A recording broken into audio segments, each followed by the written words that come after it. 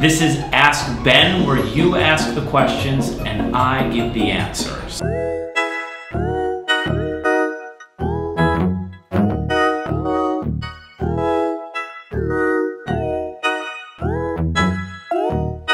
Popping on the west side, cause it's where I stay. I just made 1,000, blew it in your face. I've been going in, I'ma close the case. I can't wait no more, man, I gotta blow today.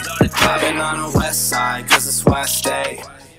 Derek wants to know, should I get a 30-year fixed or interest only, and what's the difference? Well, just like most businesses that offer an array of products, so do banks. I would say most of your parents will say, get a 30-year fixed and lock it in. But the truth of the matter is your principal, meaning the loan amount, is not tax deductible. And if you know that you're moving in the next few years, why would you try to pay principal down anyway? And on top of that, loans are fully amortized. So what they do is they give you the same monthly payment every month, and then a small portion of it is the principal in the beginning, and then the rest is interest. And then as time goes on, it shifts.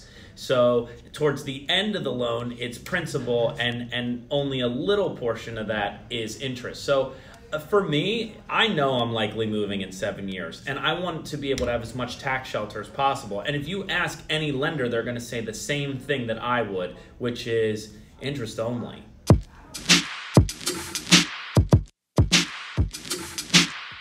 Andre wants to know, why do I need a buyer's agent when I can just go to the listing agent myself? Well, a lot of people think this gives them leverage, or that the agent representing the seller may give them a credit back towards their compensation since they're representing both sides. Look, the truth of the matter is, the agent representing the seller met them first. And it's really hard to act in a dual fiduciary responsibility. And I can tell you, because I've done it many times, and it's tough. How do you grind down one side on the other side's behalf? How do you protect one side? And you end up becoming Switzerland, and it's really a tough seat. So what I would say is that a buyer's agent's job is not just to show you places and to collect a commission.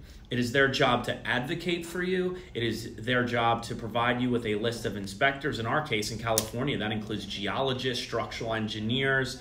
It's not just a general inspection. So they're also there to help you identify flags and seller disclosures, or on the title report, and maybe refer you an attorney that can be reviewing all of these items for you. They should be a concierge of the transaction and advocating on your behalf. And to be honest, I just sold a house that was listed for $4 million for $3.3 million, and had this person gone directly to the seller's agent, this would have never happened. We knew how to create a compelling argument to get the seller down, and I think that right there, aside from buyer's agents being free, is argument enough.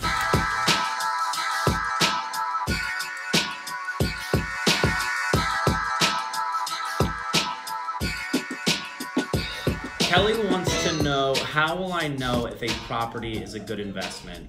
This is such an awesome question.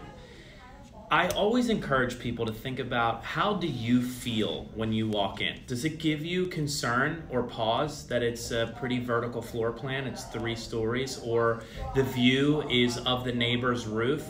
These types of human responses to properties will always remain. So it's really important to think about that.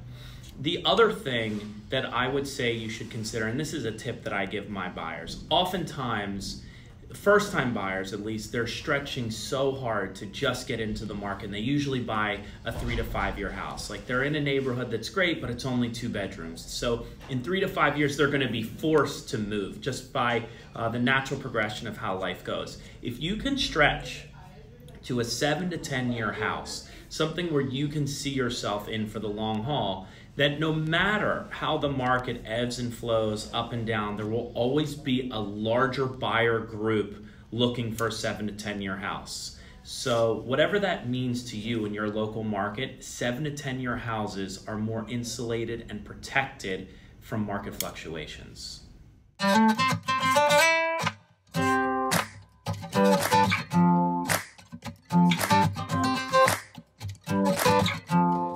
Oh my God, Tyler sent this one in. Tyler wants to know, how much can we expect to negotiate on a property that's been on the market for a few months or more, or its market equivalent?